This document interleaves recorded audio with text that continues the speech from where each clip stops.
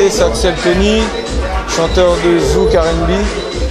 Et voilà, j'ai été découvert sur le morceau Elle ou Moi avec Emily Montero et Taina. Aujourd'hui, j'ai un morceau qui s'appelle Les Feux de l'amour. Brûler les ébats avec tes amants passés. Brûler ces gars qui n'ont pas su assurer. Du fait que j'ai débuté en premier, donc j'ai senti chaud.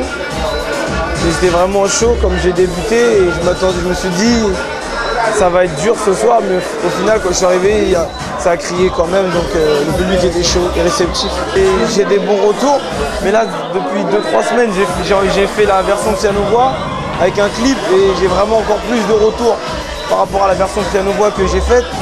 Et sur la première version, j'avais eu de bons retours et là on est plutôt satisfait, les gens sont plutôt satisfaits.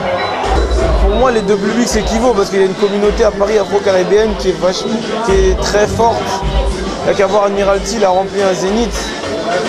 Et aux Antilles aussi, il y a une communauté qui suit, mais c'est plus dans la culture qu'en France.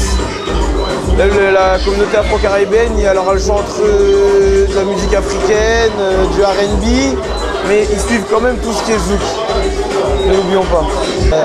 Un album prévu pour octobre-novembre, donc on y travaille. Et voilà, et bientôt un deuxième single d'ici septembre-octobre. Voilà.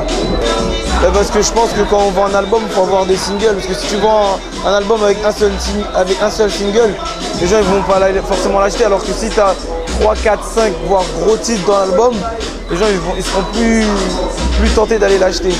C'est une technique.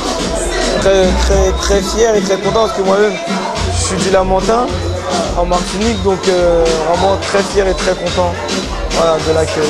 Le public martiniquais est top. Big up à Génération World et je vous souhaite une longue vie. Peace.